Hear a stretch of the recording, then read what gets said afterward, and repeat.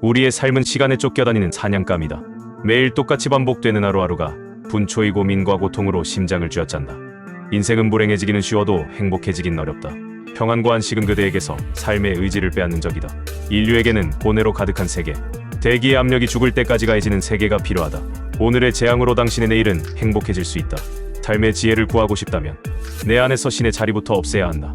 편하게 살고 싶다면 일찌감치 위선의 가면을 벗어버려라. 인생의 진리는 없다. 삶은 어리석은 동화일 뿐. 그래서 나는 실망하지 않는다. 세상은 내가 틀렸다고 말하지만 그렇게 말하는 세상이야말로 내 눈엔 전부 실수와 오류투성이다. 그러므로 나는 말하겠다. 나는 인간이 아니다. 나는 함정이다. 나는 괴물이고 파괴자다. 온 세상이 인정하는 명제들이 나를 만나 무너지는 것을 본다. 나는 역사의 회방꾼이며 다른 사람이 책 한 권으로 말해야 하는 것들을 나는 10개의 문장으로 설명해 줄 것이다. 다른 사람이 말하지 않는 진실을 나는 한 권의 책으로 무한히 써내려갈 것이다. 안녕하세요, 부르의 토크입니다. 오늘은 쇼펜하우어의 놀라운 격언을 엮은 책 한 권을 소개합니다. 책 제목은 쇼펜하우어 아포리즘. 당신의 인생이 왜 힘들지 않아야 한다고 생각하십니까? 입니다. 서두에서 느끼셨겠지만 쇼펜하우어는 세상을 지독히 염세주의적으로 바라봅니다. 하지만 그의 말들을 가만히 들여다보면 그가 얼마나 한 인간으로서의 온전하고 자유로운 삶을 원했고 이를 위해 치열하게 연구하며 세상에 대항했는지 알 수 있습니다. 세상의 온갖 무지와 편견에 맞서 고독과 사색을 통해 단단한 자의식을 찾아가고자 하는 열망이 이 책 곳곳에 잘 드러나 있습니다. 자본주의 사회에 매몰되어 스스로를 잃어버리고 불안과 고통 속에 사는 오늘날 우리들에게도 쇼펜하우어의 뼈아픈 독설은 기존의 상식을 뒤집고 나 자신을 찾는 데 큰 도움을 줍니다. 왜 니체, 헤세, 카프카, 카를 융, 프로이트가 쇼펜하우어로부터 큰 영향을 받았는지 지금부터 책의 일부를 살펴보시면서 느껴보시기 바랍니다. 책 구매 링크는 댓글란에 달아놓았습니다. 바로 시작합니다. 개에게 물렸다고 나의 명예가 땅에 떨어져 짓밟히는 것은 아니다. 명예와 체면, 기이하고 미개하며 우습기 짝이 없는 인생에서 가장 쓸모없는 규범. 그것들은 인간의 본성과도 거리가 멀고 본질과는 더더욱 가깝지 않으며 정상적인 인간관계에서는 절대로 파생될 수 없는 편견의 악습이다. 본인이 직접 저지른 말과 행동으로 말미암아 남에게 평가받을 뿐인데 가만히 있는 나를 두고 남들이 멋대로 떠들어댄 이야기 때문에 사회적 평가가 확립될 수 있다는, 여기서 한 발 더 나아가 나라는 실체적 가치보다 타인이 내리는 평가가 진실에 더 가깝기까지 하다는 현대사회의 체면중 시발상을 어떻게 이해해야 할지 모르겠다. 내가 실수하고 미친 짓을 해서 명예가 땅에 떨어졌다면 이해가 된다. 하지만 남들이 이러쿵저러쿵 나에 대해 떠들어대는 헛소리 때문에 한 인간의 삶이 무참히 파괴될 수 있다는 공포는 도저히 납득이 안 된다. 구타는 그저 구타일 뿐이다. 골목에서 당나귀와 마주쳐 발굽에 치일 수도 있다. 개에게 물려도 아프고 화가 나는 것이 당연하다. 하지만 개에게 물렸다고 해서 인간으로서의 나의 명예가 땅에 떨어져 짓밟히는 것은 아니다. 고매한 문명인들에겐 명예와 체면이라는 거짓된 편견이 눈꼽만큼도 없었다. 현명할수록 명예와 체면이 얼마나 가벼운 것인지를 안다. 민주주의를 창시한 아테네 정치가들은 술 취한 시민들에게 썩은 채소로 얻어맞아도 옷을 빨면 그만이라며 부끄러워하지 않았다.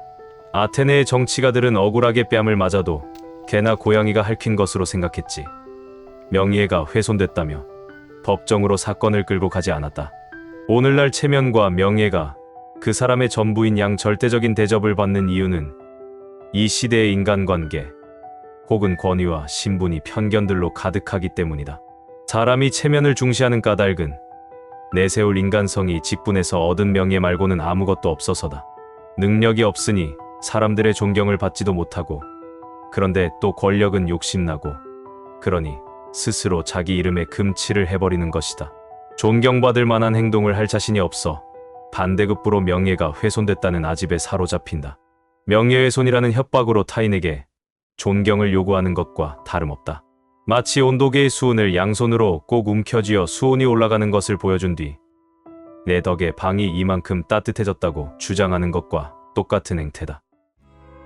이 시대가 타인과 평화로운 교제가 가능한 세상이었다면 영예는 지금처럼 훼손이라는 잣대로 고려되는 일은 없었을 것이다. 타인의 권리를 절대적으로 존중하는 세상이었다면 체면을 따지는 대신 신뢰를 이야기했을 것이다.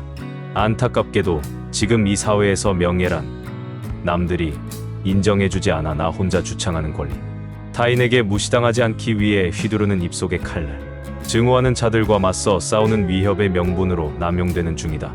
문명이 없던 야만 시절이었다면 자신을 지키고 권리를 빼앗기지 않기 위해 신뢰보다는 공포가 자연스러운 선택이었다. 우리가 인간이 아닌 동물이었던 시절의 이야기다. 하지만 지금은 국가가 존재하고 사회가 형성되었다.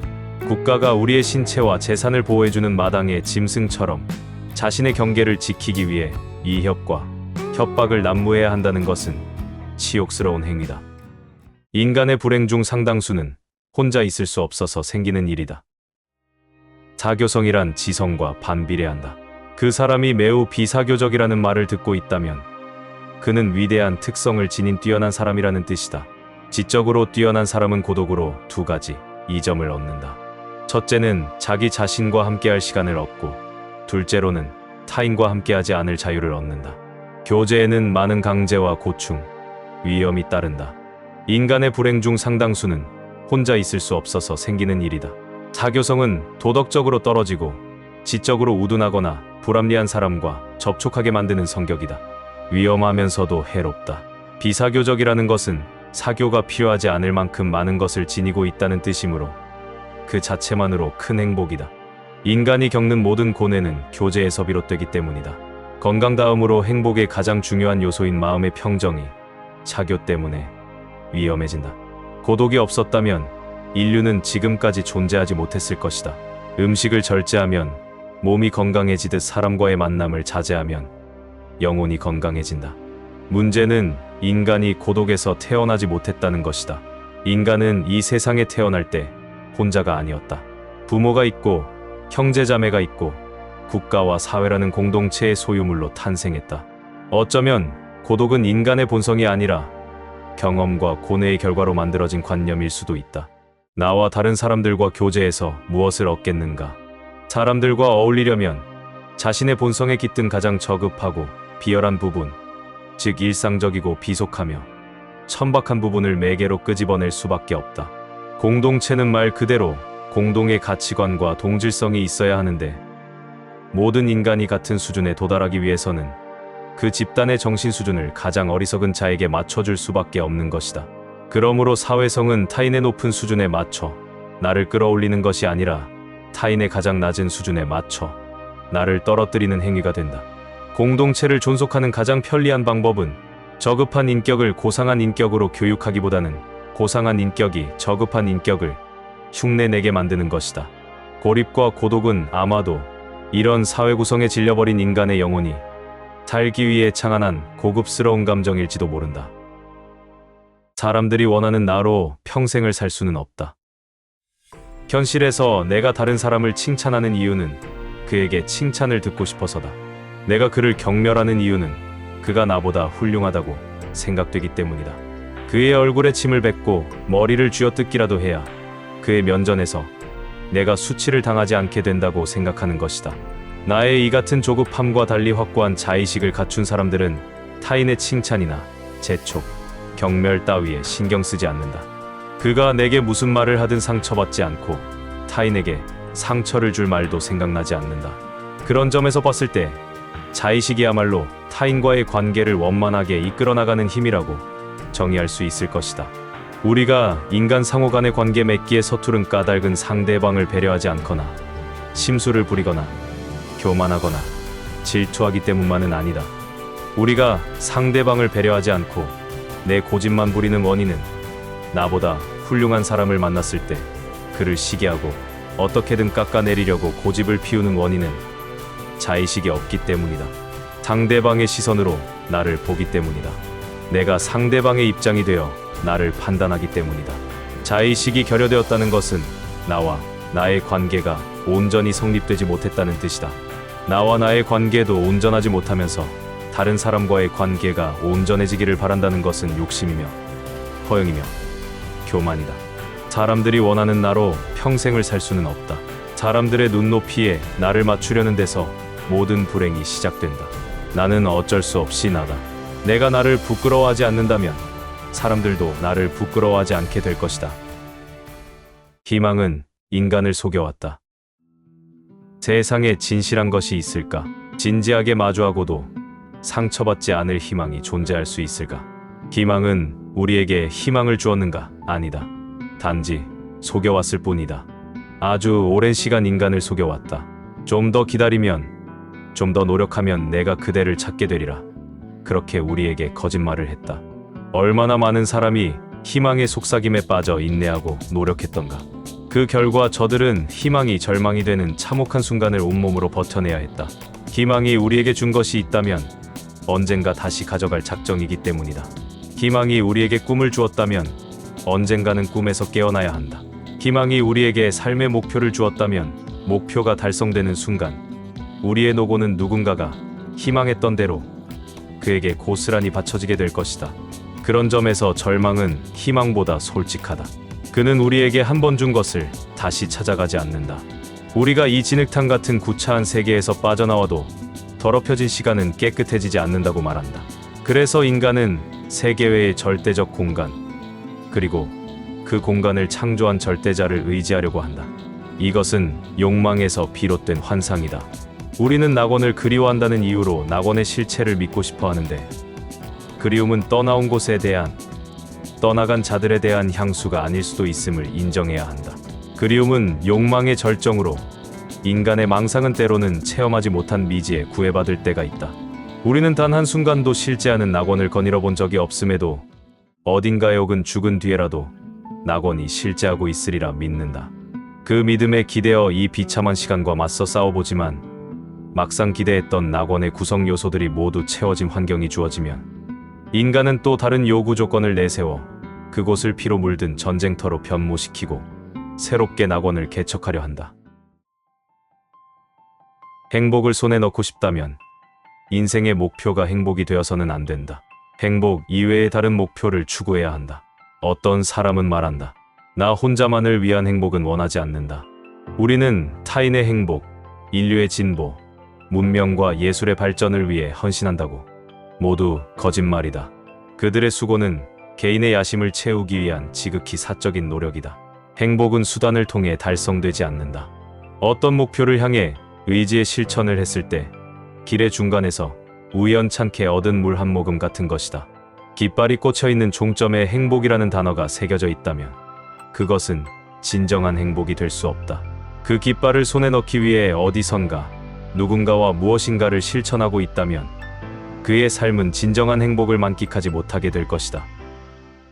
행복이란 단어를 제거하면 행복할 수 있다. 내가 청년들에게 해줄 수 있는 조언은 뭔가를 얻기보다는 뭔가를 제거하는 쪽으로 방향을 잡으라는 것이다. 돈을 벌어 부자가 되겠다는 생각을 버리고 가난하지 않겠다는 생각을 한다. 건강해지려는 욕심을 버리고 병에 걸리지 않겠다는 다짐을 한다. 즐겁게 놀기보다는 욕을 먹거나 비난받지 않도록 한다.